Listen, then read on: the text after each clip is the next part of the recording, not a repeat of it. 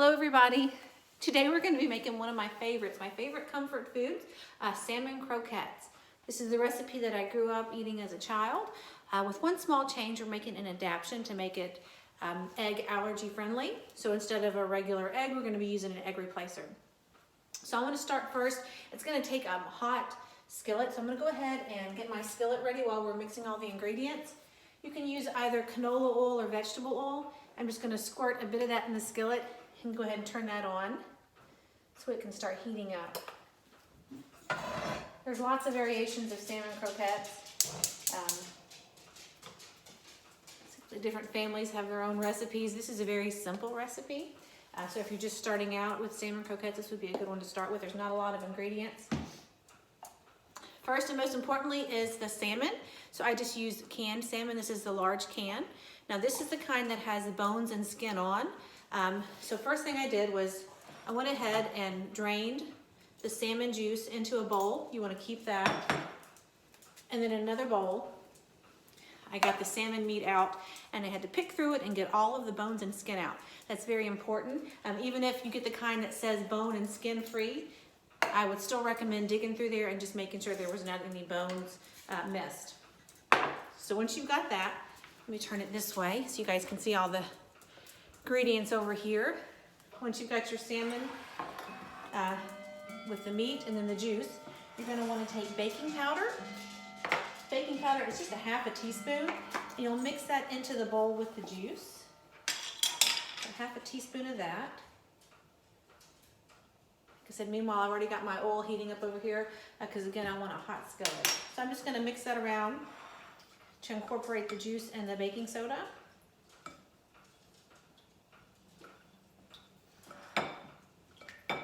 Now basically it's so easy, you just dump in all of the other ingredients. So first we'll add our salmon.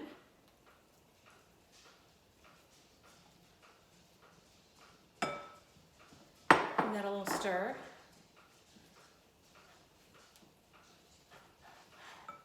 Next we're going to do, I use cornmeal, yellow cornmeal and flour. Some people use all flour, some people use all cornmeal or white cornmeal. I like the half flour and half cornmeal. It's going to be 1/4 cup of each.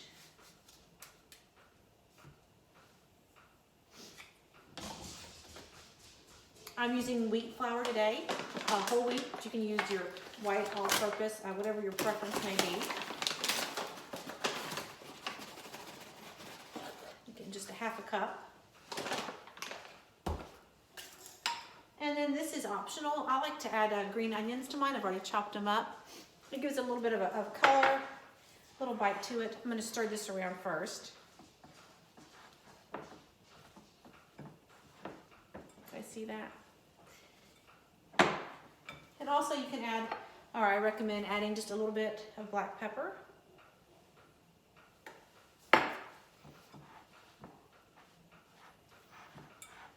And the salmon croquettes, one thing I like about them is you can really take a basic recipe like this and make it your own. You can find different ingredients to add, give you different flavors. Some people maybe put a little bit of a dash of Tabasco, or really whatever you like.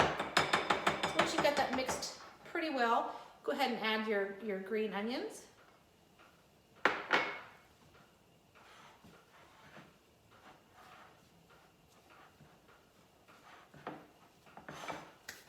And then to make it stick together, to make it hold together, normally it would be a large egg. Today we are using an egg replacer. This is powder, and it can be used in baking and cooking to replace eggs. If you have, like I have a child that has an egg allergy, so that's why we're doing this. So what it is, it's 2 tablespoons of warm water mixed with a teaspoon and a half of the egg replacer.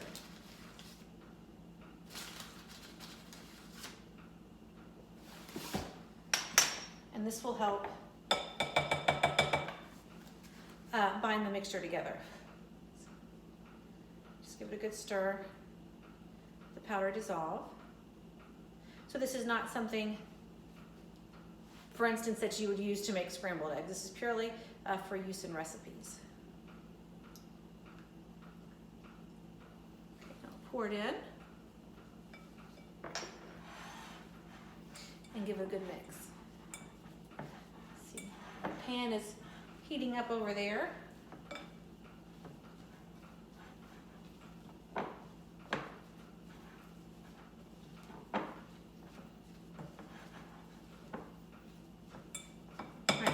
I'm gonna move the camera over. I'm gonna get my hands dirty and knead the mixture with my hands and just form the patties. And then we'll drop it into the hot skillet.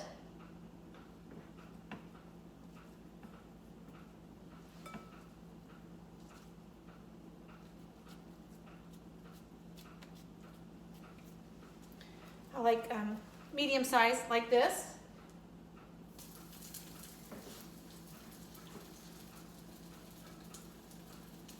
Really, it just takes, depending on how hot your pan is and how thick your patties are, a minute or two on each side. But you can tell when they're done when they're nice and crispy brown.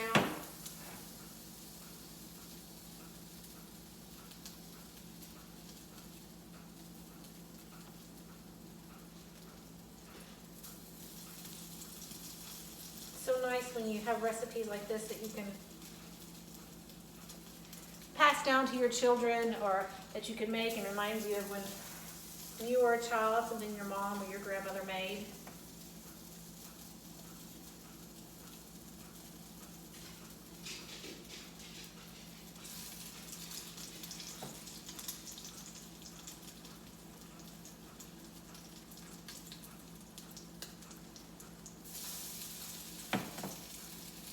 Just a minute and I'll show you how nicely these are frying up. Sometimes I use canola, sometimes I use vegetable oil, depending what I have on hand. But you could certainly use the other types of oil as well. Let's see. I think we've got a full pan, so let me show you guys how nicely these are frying up.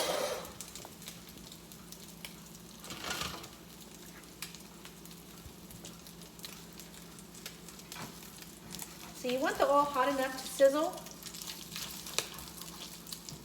but no, not so hot that, of course, that it burns the outside before it's got a chance to heat through.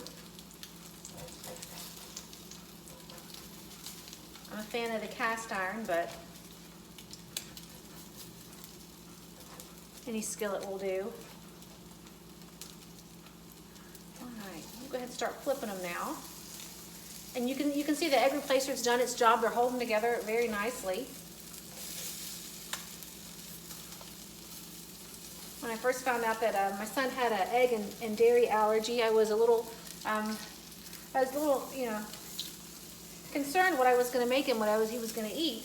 But it really did kind of kick up my inspiration for starting to cook again, to get creative, to find variations of our favorites without the egg and dairy. And there's so much out there. There's so many different especially dairy substitutes.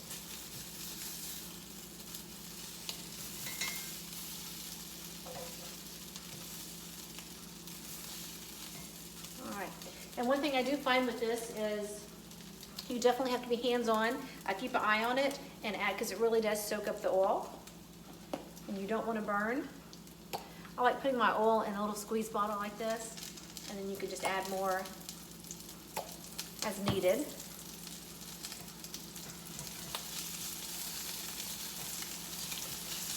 There we go.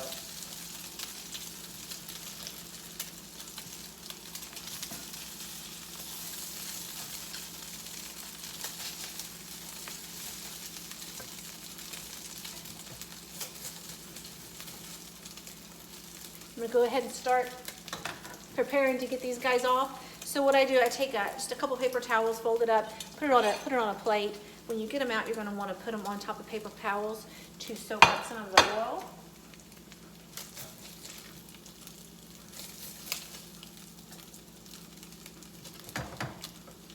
Oh yeah, these are looking good.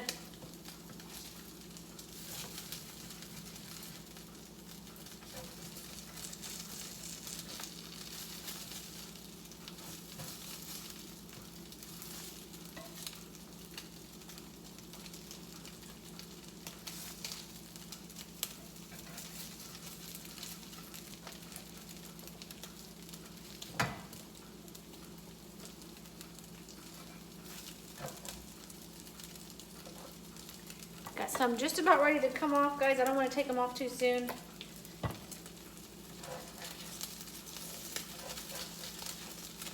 But I do want you to see how nice and golden brown they get.